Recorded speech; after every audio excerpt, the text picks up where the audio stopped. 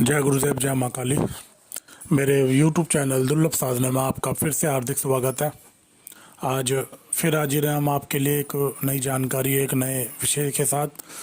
आज हम जिस विषय पे बात करेंगे ये एक वशीकरण के बारे में और किया कराए के बारे में आपको मैं जानकारी दूंगा कि किस प्रकार वशीकरण के क्या लक्षण रहते हैं, किए कराए के क्या लक्षण रहते हैं, जादू टोने के क्या लक्षण रहते हैं अगर कोई किसी पे ये सब क्रियाएं कर देता है। और ऐसे वीडियो के अंत में आपको एक ऐसे 3 उपाय बताऊंगा जिससे इन क्रियाओं की 60-90% तक व्यक्ति को आराम मिल जाता है।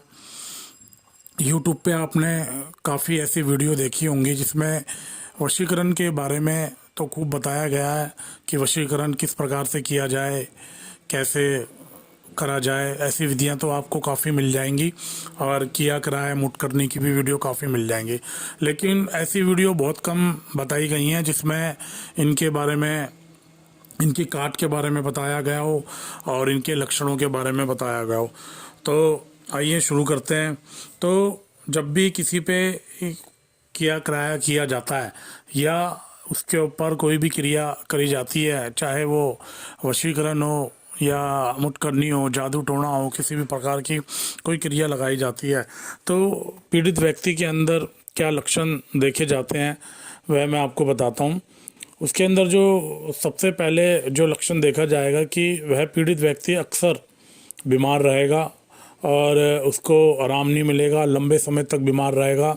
और अगर वह किसी भी प्रकार का टेस्ट वगैरह कराते हैं तो उनमें भी रिपोर्ट नॉर्मल आती है। टेस्ट में किसी भी प्रकार की कोई बीमारी नहीं आती है और वह किसी भी प्रकार की दवाइयाँ ले लें, वह दवाइयाँ भी काम नहीं करती हैं। अगर उसको आराम भी मिलता है तो कुछ टाइम ठीक रहता है, दोबारा पुण्य फिर से वो बीमार हो जाता है। ये लक्षण सबसे पहले देखने को मिलता है।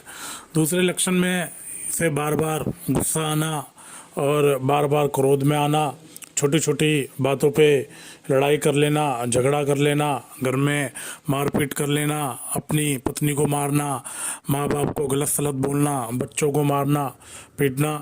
और कई बार तो इतनी हद हो जाती है कि कोई बात भी नहीं होती है और उसका इतना बड़ा बात हो जाती है कि ऐसे काम हो जाते हैं घर के अंदर कि आदमी सोचते रह जाता है, परिवार वाले सोचते रह जाते हैं कि ये क्या हुआ इतनी सी बात के ऊपर।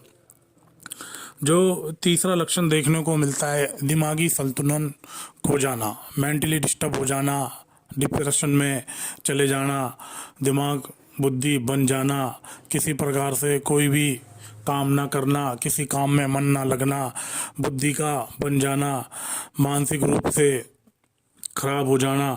तो जब भी किसी व्यक्ति के ऊपर ये क्रियाएं लगती हैं तो सबसे पहले उसकी बुद्धि ही भ्रष्ट हो जाती है, ताकि वह किसी प्रकार की कोई क्रिया ना कर सके, किसी प्रकार का कोई कर्म ना कर सके, इलाज ना कर सके। तो उसके साथ साथ पीड़ित व्यक्ति की ही नहीं बल्कि उसके परिवार की भी बुद्धि भ्रष्ट हो जाती है, ताकि उसके घर वाले किसी प्रकार का कोई इलाज ना करा सके।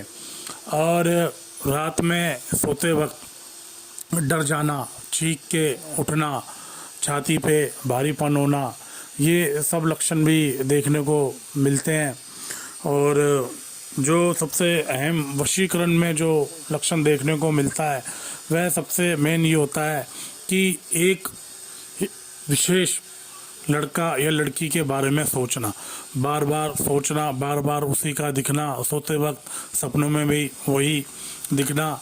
तो यह भी एक वशीकरण की क्रिया में ये लक्षण देखने को मिलता है। और आमतौर पर अमावस्या और पूर्णिमा पे उस व्यक्ति की तबीयत खराब हो जाना और जी घबराना, ये है लक्षण उसके देखने को मिलते हैं। अगर किसी पे किसी भी प्रकार की कोई क्रिया लगाई हुई है या वशीकरण करा हुआ है तो ये आमतौर पर ये लक्षण देखने को उस व्यक्ति पे मिलते हैं। तो मैं इसका आपको उपाय बताता हूँ। इन 3 उपाय से उस व्यक्ति को 90% आराम मिलेगा। और जो उपाय हैं वो इस प्रकार है, जिसमें पहला जो उपाय है, आप एक सफ़ेद आंकड़े का, जिसे आँख भी कहते हैं, सफ़ेद आँख का पौधा घर में लिया है और उसकी जड़ को लें, उसकी जड़ को सुखा के, और जड़ आपको धूप में नहीं सुखानी है, उसको छाया में ही सुखाएं, और उसके बाद उसको एक ताबीज़ में भर के गले में डाल दें पीड़ित व्यक्ति के। उसको तुरंत ही आराम मिलना चालू हो जाएगा, दवाइयाँ लगना चालू हो जाएंगी। तो ये है, आपको इसके अंदर कोई विधान नहीं है, ये किसी ऐसा नहीं है कि किसी विशेष दिन पे आपको करना है। आप कभी भी कर सकते हैं उसको, नहा धो के शुद्ध होके कभी भी कर सकता है।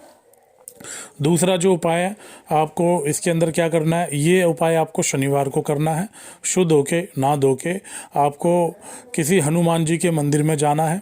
मंदिर में जा सकते हैं तो ठीक है, नहीं तो अगर आपके घर में कहीं हनुमान जी की मूर्ति है, फ़ोटो है, तो वहाँ उनके सामने आपको करना है।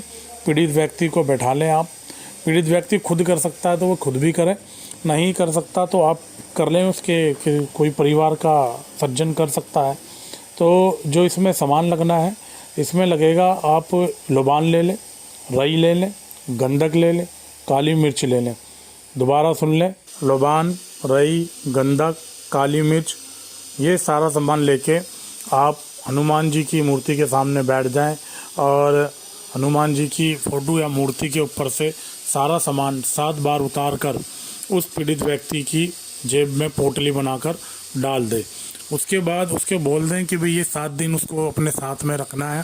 7 दिन के बाद ये सामान उसकी जेब में से लेके, और अपना एक गोबर का कंडा होता है, उपला, उस पर इसको जला दें। घर के बाहर जलाना है आपको, घर के अंदर नहीं जलाना है, ठीक है।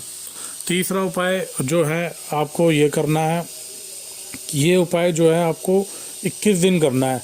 ये एक तरह की धुनी आपको बनानी है, 21 दिन की धुनी आप तैयार करें। इसको सामान में बता देता हूँ जो इसमें लगेगा। आप गायत्री, जावित्री, केसर, गूगल, बस ये चीज़ें आपको लेनी है।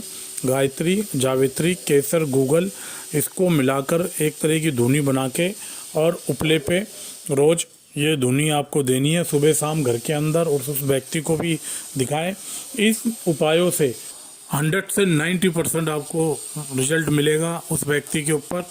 तो आप इसको करें, इन उपायों को, और लक्षणों को समझें जो मैंने बताया है। तो आज के लिए बस इतना ही। जय गुरुदेव, जय माँ काली। आदेश आदेश आदेश।